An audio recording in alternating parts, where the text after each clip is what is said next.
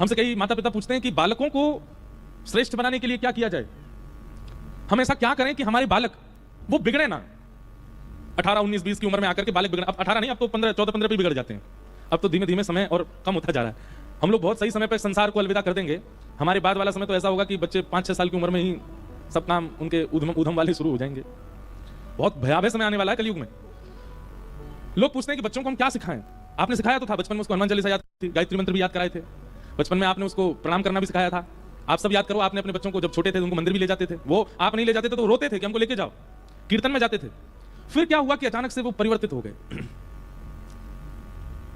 देखो, पत्ते में पानी डालोगे उससे वृक्ष को पोषणता नहीं मिलती, जड़ में पानी डालना पड़ता है। हमें लगता है कि केवल स्तुतियां याद कराने से, मंदिर में घंटी बजवाने से और अपने साथ कीर्तन वगैरह में ले जाने से बालक हमारा श्रेष्ठ हो जाएगा। हम घरों में जाते हैं, माता लेके, महाराज जी हमारा बच्चा गायत्री मंत्र बोलो, महाराज जी को सुनाओ, अब वो तोतली भाषा में सुनाता है। साथ कीर्तन वगैरह में ले जाने से बालक हमारा श्रेष्ठ हो जाएगा। हम घरों में जाते हैं, माता लेके, महाराज जी हमारा बच्चा गायत्री मंत्र बोलो, महाराज जी को सुनाओ, अब वो तोतली भाषा में सुनाता है। महाराज जी को हनुमान चालीसा सुनाओ, वो हनुमान चालीसा सुनाता है। छोटा बालक है इसलिए अच्छा लगता है सबको, लेकिन उससे उसका भविष्य मंगल होने वाला नहीं है, क्योंकि वो जड़ नहीं है। जड़ क्या है? आप बच्चों को बचपन से सबसे पहले राष्ट्र प्रेमी और मातृ पितृ प्रेमी बनाओ।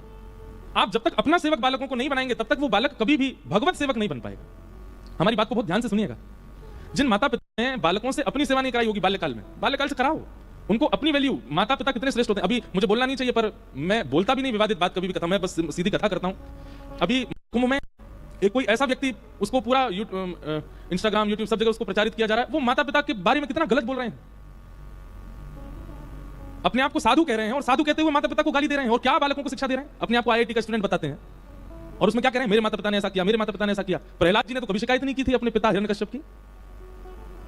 हमारे भागवत में तो यह वर्णन किया गया कि प्रहलाद जी महाराज हिरण्यकश्यप, अब बहुत ध्यान से सुनिएगा, हिरण्यकश्यप प्रहलाद जी को जान से मारने के सारे तरीके अपना लिए थे। स्वयं के जन्मदाता पिता ने ऐसा काम किया, लेकिन फिर भी प्रहलाद जी महाराज नित्य अपने पिता को जब देखते थे तो दंडवत प्रणाम करते थे। भगवान नृसिंह के प्रकट होने का कारण एक यह भी है, भगवान लक्ष्मी से कह रहे हैं, इतना दुष्कर्म करने वाला पिता है प्रहलाद का, लेकिन प्रहलाद की पितृभक्ति देखो, अभी भी प्रणाम करता है। एक बात सदैव याद रखिए, हम ये टिट फॉर टैट हमारे हिंदू सनातन धर्म में नहीं है।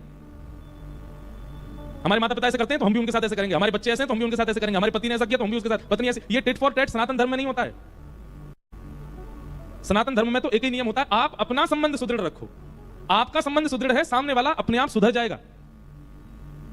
आप अपना संबंध सुदृढ़ रखो। अगर किसी के माता पिता ने इस प्रकार से कुछ कर भी दिया जिस प्रकार की वो बात कर रहे हैं महाकुंभ में जाके, तो भी आप ये बात विचार करो ना, आज आपका अस्तित्व ही उन्हीं की वजह से। अब ये बात भी मैं कह रहा हूं कि अस्तित्व ही माता पिता से है,